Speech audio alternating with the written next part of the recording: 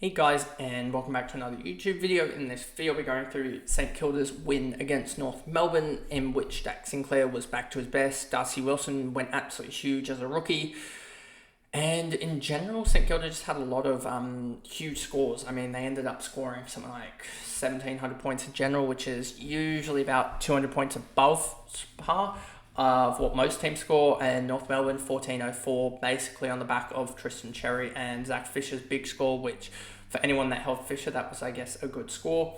But just a really annoying game in general, as Sheasel finally had his role changed, and he really didn't, he wasn't efficient in his new role. Tom Powell had a really good role, but then just sucked efficiency-wise. Just North Melbourne look absolutely horrific. And that's the reason why I guess they're 0-8 now and on staring down the barrel of another team scoring 100 points against them. Next week, I don't even know who they play, but it's not looking the greatest for North Melbourne. They play Gold Coast at Darwin. That might actually be that might be an iffy game to concede 100 points against just because of the conditions. But anyway, before we jump into this video, remember to like and subscribe, turn the notification bell on so you know when I upload, and let's get into this recap. So Sinclair 156, he was absolutely huge in this game. 38, 48, 30 and 40, pretty consistent throughout. Ended up kicking, I believe, a couple goals in this as well. 2 goals there at least. Really, really big game from him, and probably one that we can jump on now at 804k. I just want to check what's Yo at 791, so you can probably jump on.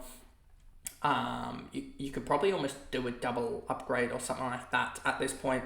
I'm just thinking through my options here, and I'm probably considering maybe a Roberts up and an Elliot Yo up if we get the chance, given that Elliot Yo's break even's 99, going to drop a little bit, and Matty Roberts is going to drop a little bit, so hopefully. And what was Sinclair's break even as? Let's just check what his break even, 105, so he's not going to jump too much up. And then you've also got Bonner up to someone else potentially, or Roberts up to someone else. Bonner basically hit his break even. You could do that potentially if I just look at the defenders here. And last round, let's just look at this. Nick Newman maybe potentially, but then again it's there's probably plenty of options. Windhager again proving that he's doing pretty well. 66 last round was annoying, just sort of awkward at this point with the Yo injury and everything. Chaos is happening, I guess. Marshall 117, Windhager 112, Wanganeen Malira 104, Hill 103, Steele 100, Darcy Wilson 100. Absolutely huge effort to get, what's that, 1, 2, 3, 4, 5, 6, 7 tons. Just an absolutely mauling, to be honest with you. Ron Marshall went large in the last quarter, which was slightly annoying with the goal as well. A 117 from him. Would I have liked to have not traded him? I mean, it sort of doesn't. I mean, I'm glad that I now have the cash to be able to, I guess, do a double upgrade almost in a sense with Yo and probably Roberts. But it does suck that I guess that he did go large, and I mean it just on the so it just honestly sucks either way.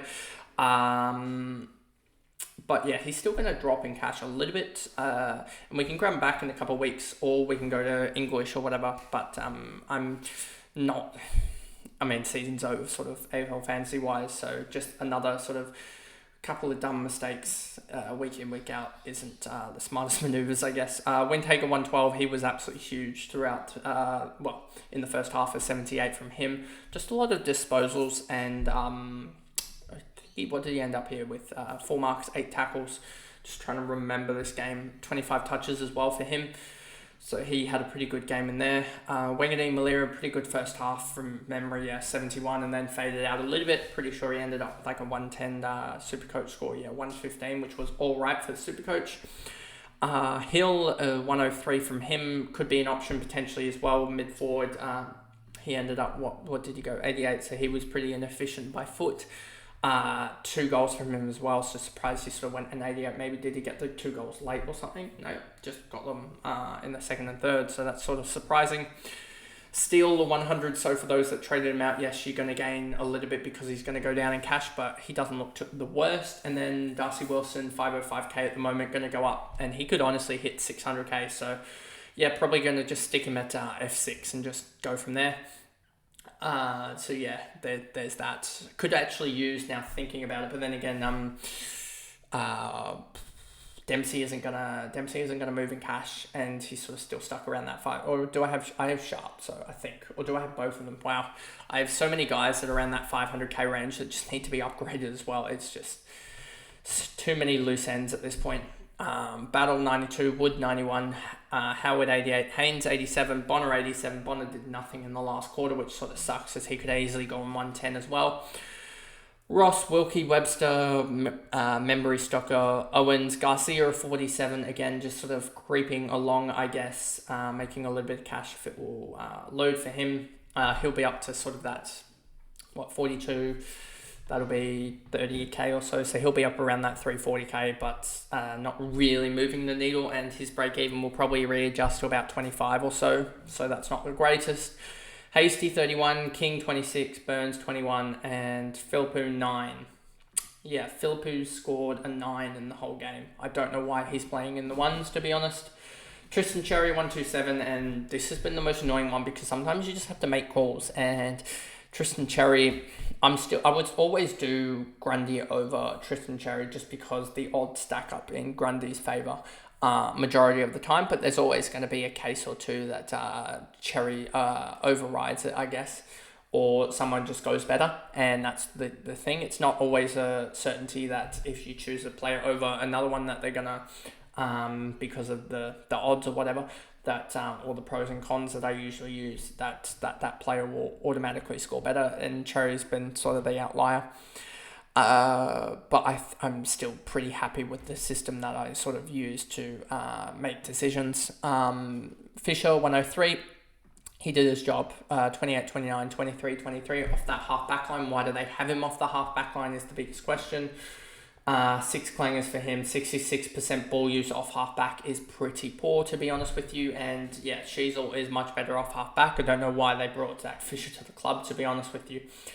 Colby McKercher, another one doing his job, I guess, 488k. Yeah, he could almost be a trade back in at this point, as the defender line could use some guys in there, and yeah, I don't know what I'll honestly do at this point. Wardlaw 91, Sheasel 89, Larkey 82, Scott 76, McDonald 76, Luke Davies-Uniacke just looks so phased out at this point, 74.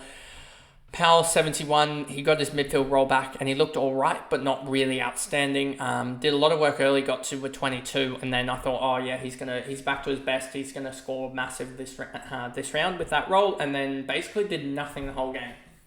So that really does suck. But he looks all right, and I think with the roll there, you can't really just discard him because the roll is there, and he'll get back to sort of those 85s, 90 scores. Simpkin 63, Core 58, Tucker 57, Combin a 50. That's what a key defender is going to do sometimes, just drop a 50.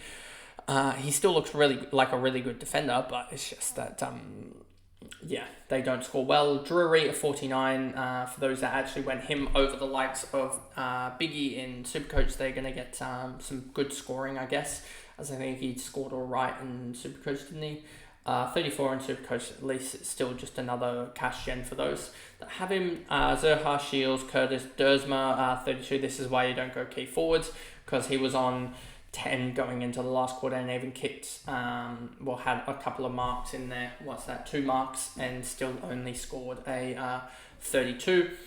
Stevenson, Hardiman, I thought was a really good prospect, and he just did nothing the whole game, which was really annoying because the likes of Fisher had that role again, and so there's that. Archer and then Pink came on and apparently played full forward or something. I didn't watch the end of this game really that intently, and yeah, he came on apparently in the last quarter and played full forward from what I saw, and I mean, full forward, you can't really do much, to be honest with you.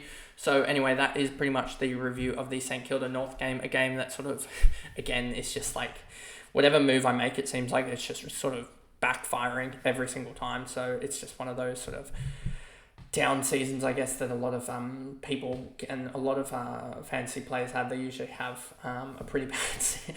Usually, when it goes bad, it goes real bad for some of us. So yeah. Anyway, just gotta keep on keeping on, I guess, and see what moves we can make as this. I'm just glad I didn't have Tom Green in fantasy as Tom Green, Rosie. I'm glad I only caught one of those because there was like 5 or 6 injuries this round at least. Reed as well got cramp, at least it wasn't an injury, so we'll get into that tomorrow. I believe that game recap will happen. But yeah, a lot of just injuries or potential injuries that happen, and we just need to figure out the timeline when they come out. But anyway, that is the video, and I'll see you guys in the next recap. Bye guys.